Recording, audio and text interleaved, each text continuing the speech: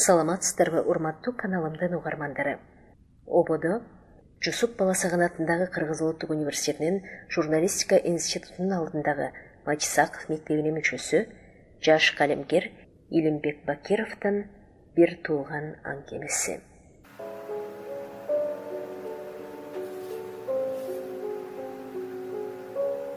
Таңда өткүндөй эле дыбырап келген жаан дегерге чукул буулугуп, эңирде кара нөшөргө айланып кашайып алды. Бара-бара шамал дагы катуулады.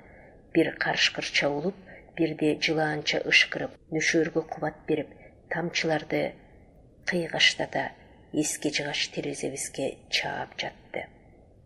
Анда-санда жарк этип, булуттарды жырта чыккан чагылган айлананы саамга издесең ийини тапчудай жаркыратып жиберип, артынан ээрчите келген гүлдүрөгү кишинин тула боюн дүркүрөтөт.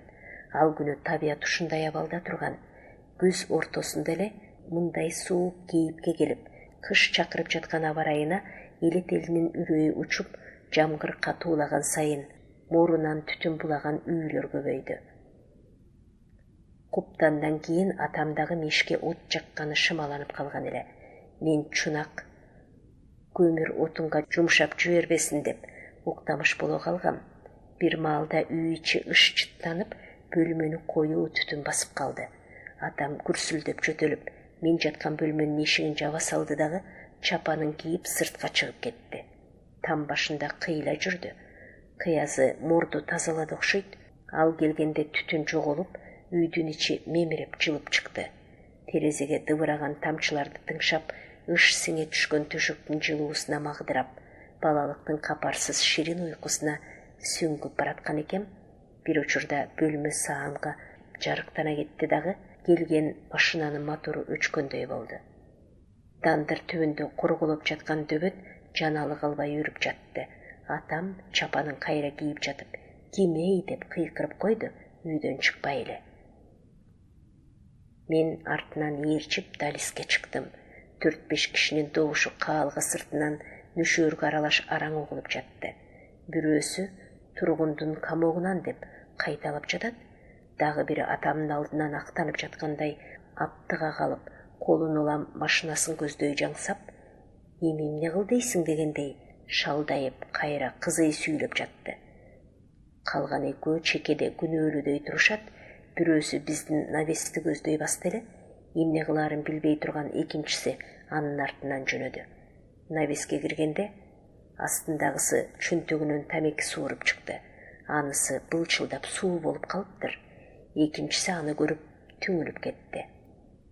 Былбыраган тамекини жолдошунун колунан сууруп алып, очокко ыргытып жиберди дагы кайрадан сүкүт салып туруп калышты. Мен ичкери кирип кеттим. Бир аздан кийин машинанын эшиктери жабылып, жүрүп кеткендей болду. Атам алардын артынан бир нерсе деп 2-3 рет кыйкырганын уктум. Сөгүп сакты окшойт деп өзүмчө жооруп, коркуп кетип далиске кайра чыга калыпмын. Атам каалганын сыртында сүйлөнүп жатыптыр. Үнү бир заар, ачылуу угулат. Бул ачуунун үзүрүн мен да көрүп калбагай элем деп, жакшысы ордума жата калайын дегем, бирок ал мени байкап калыптыр. Бери бас деп заңк этти. Ички үйгө кирип калгам, чуркап сырткы үйгө чыктым. Атам бутуна тура албаган бир тууган агасын колтуктап, астанадан анын бутун чече албай жатыптыр. «Чеч, эмне турасың?» дегенде чоочуп кеттим. Суудан кубарып кеткен буттарынан 2 резина үтүктү пай тамасы менен араң суурудум. Атам абамды мештин түбүнө олдуксон жаткызды. Олдуксон эмес, түртүп жибергендей эле туюлду. Анан мен жаныма келип, мештин кырына жайып жаткан үтүктү колумдан жулкуп, бирөөсүн жерге түшүрүп алды дагы, мен ала койгонумча болбой, бир тээп, астанага сүрүлүп барып жатып калган жеринен колун алып далиске чыкты дагы, сыртка ыргытып жиберди. «Өтүктү эмне күнөө? Таксыр» деди. Абам алсыз. Таксыр дегени атама кайрылган эле. Намаз баштагандан бери ушинтип шакаба чекчү абам мындай оор абалда дагы тамаша менен кайрылганы мени таң калтырды. Мастын акылы суу деген ушуго. Атам болсо далиске чыккан бойдон ичкери кирбей, өзүнчө заңкылдап сүйлөнө берди. «Тепши алып келип кой» деп кыйкырды атам мага бир аздан кийин. Тепші алып келіп жанына қойдым. Абам оқыш баштады. Мені болса таныбады оқшайды, қарап та қойған жоқ. Қиылада барып шыпты тіктеп жаны жай алғандай жатып қалды. Маға қарап, тұр, чай қой дешкі араң алы келді. Өзі кең далылуу, чоң көкірек қолдыры қартаң жаңғақтың сөңгөгіндей жуын, қарылуу кішелі. Қабағы дайым салыңқы, өні қарғылданып сөздері түшініксіз. Бирок аябай катуу сүйлөгөндө бөлмөнүн терезелери зыңгырап турчу. Мектепте Манас Баатырды окуганыбызда мен эмнегедир Алп Манасты ушул абамдай элестетчүмүн. Эми ушул Алп адам бир пияла чайга денеси майышып уктап кеткенсиде. Бирок көп узабай кайра ойгондо дагы малдаш уруп бир кызык абалда отуруп калды. Атам болсо дагы эле сырттан кире элек. Мен коркуп отурдум. Акырын жылып атамдын жанына жылт коёюн деп турсам, чай кой деди, кайра калыбын бузуп. Меште дем жеп турган чайды алып келдим. Канчанчы класс болдуң? Терезелер зың этип кеткенсиди. 5 деп кайталап койду баяу үнү менен. Билал 1 класска барат, кийинки жылы деп. Анан көзүмө тигиле карады дагы. Тууганыңды тааныйсыңбы деп сурады, жекиргендей. Тааныйм деп койдум, ишенимсиз. Экинчи аялынан Билал деген уулу бар. Мен аны уккан менен көрө элекмин. Анткени абам экинчи аялы менен дагы баласы 2 жашында ажырашып, уулу апасында калган эле. Тууганың мектепке барса, карагын уктуңбу деп өкүмү зор үн катты. Ал сенин тууганың болот деди тыныгуудан кийин. Уктуңбу деп дагы такыды. Бооруңдун тең жарымы болот ал бала. Атасы жокту тууганы карайт. Атасы өлгөн баланы агалары карап өстүрөт. Уктуңбу мени? Мени таң калтырып ушул сөздөрүнөн кийин абам ыйлап жиберди. Жаш балача интигип, өпкөпкөсүнө батпай, буулугуп боздоп жиберди. Мен муну күткөн эмесмин. Мага дагы көп нерсе айткысы келди.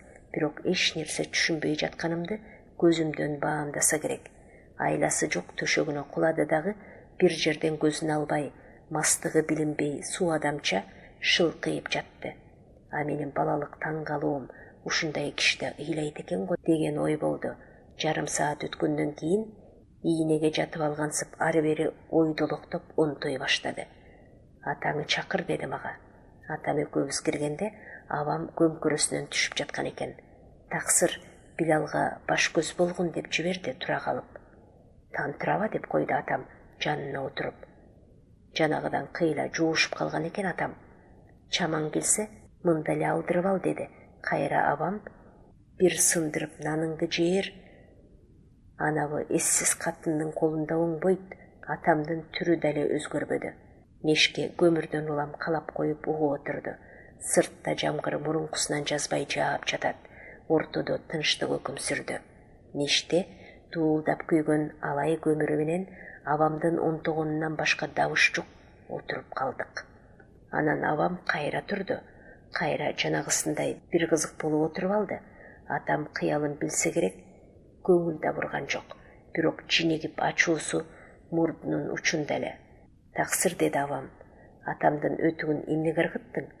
Уят эмеспи деп күнөөлүү сүйлөдү.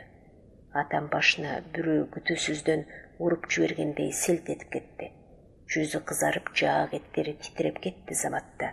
Бала болсом дагы азыр катуу сөз айтаарын билип койдум.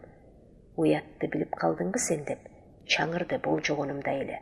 Атамдын урматын өтүк менен өлчөйсүңбү сен деп. Абам мындай жоопту алдын ала болжогондой түрү да бузулбай, камырабастан кайра жата кетти. Анча уяттуу, анча урмат кылгыч экенсиң, оболу өзүңдү карабайсыңбы? Ушул тамагың тыйылсын деп байкуш киши дарылантпадыбы сени? Эми эмне кыл дейсиң ал байкушту? Эмнен калды ала албагандагы? Пенсиядан бери жалмадың го сен? Абам тетире карап жатып алды. Сен түшүнбөйсүң деп койду, ары караган калыбында акырын гана. Түшүнөсүң ооба, жашоодо сенде гана кайгы, сенде гана азап бар. Башкалар телегейибиз тегиз тимеле. Ушул жерде абам да опурулуп кетти. Онтогону токтоп соп-соо болуп соолуга калгансыды. Адам калбай калгансып, сага алып келишкенин кара. Анан мага кайрылып, колун сыртты көздөй жаңсады. Өтүктү ап кел. Ордунан туруп сыртка жөнөп калды эле, атам бир толгоп кайра ордуна отургузуп койду. Кетем мен, деди абам. Атаңдын как башыңа кетесиң. Кадырың болгондо анабы как баштарың үйүнө алып бармак, деди. Атам саал жоошуп. Отурган жериңде, мени коркутпай. Абам ордунан кайра турбады. Өлөм мен деп кыйкырды отурган бойдон. Кайра көзүнө жаш агып кетти. Көрүмдө акыл айтасың. Азыр мага акыл айтпа. Акыл айтпа деп кайталады. Билалды карагын. Жамандын көзү тийип жетимсиребесин бала. Башка сөзүм жок. Таксыр башка сөзүм жок сага. Ошону менен сөз уланбады. Атам мени ордума алып кирип жаткырып койду. Уйкум келбеди. Жаңы эле уккан сөздөрүм оюмдан кетпей, менин дагы чоң арманым бардай ойлоо жаттым. Бирок ал абалым болсо 10 мүнөт болгондур. Андан ары балалык кыял кештигим үстөм кылып, жылуу ойлордун кучагында үргүлөп кеттим. Ошол бойдон таң куланөөк болгондо ойгонупмун. Абамды ооруканага алып баратканын айтып, отту өчүрбөй мешке көмүр салып отурушумду айтты дагы чыгып кетти атам. Кетери менен артынан чыгып, адат болуп калган биринчи ишим тандырдын астында жумуртка басып жаткан тоокторго бардым. Жөжө чыгарыш элек экен, али жумуртка чегилгени да билинбейт. Тооктун алдына бир аз жем таштап, суусун жаңылап, каалгадан сыртка чыктым. Жамгырлуу түндөн кийин жерден муздак буу көтөрүлүп, али толук жарыла элек таңда көзгө көрүнөр көрүнбөс калкып, коюн колтукка кирип, дене бойду чыйрыктырып турган эле. Ички деп жибердим. Ыраакта атам абамды жонуна көтөрүп баратканын көрдүм. Мындай таңда унаа таба албаса керек, чоң жолго чейин эптеп жетип алса, нары бирөөгө илешип кетем го деп ойлосо керек. Айылда машинада аз эле болсо да, мындай маалда ким чыга калсын? Кечеки келген машина болсо гана деп ойлоп кеттим. Бирок ал кайдан? Экөөнү көпкө карап турдум. Басканы ыкчам, үстүндө камзүрүн кийип, улам токтоп оңдонуп көтөрүнгөн атам, жонунда алп денелүү абам барат үргүлөп. Үстүндө атамдын чапаны. Түндө гана кыжырык кайнап, жипкирип отурган бир тууганын жонуна көтөрүп бараткан атама балалык сезимим менен ичим бир башкача жылыды. Өзүмчө өрөпкүп, кандай болбосун буларга бир жардам кылгым келип кетти. Артынан чуркадым. Жеткенче бутум улай болуп, кийимимден бери чачырап кетти. Атам менин оюмду түшүнбөдү. Жөн эле ээрчип келди деди окшойт, жеткизбей эле артка кууду.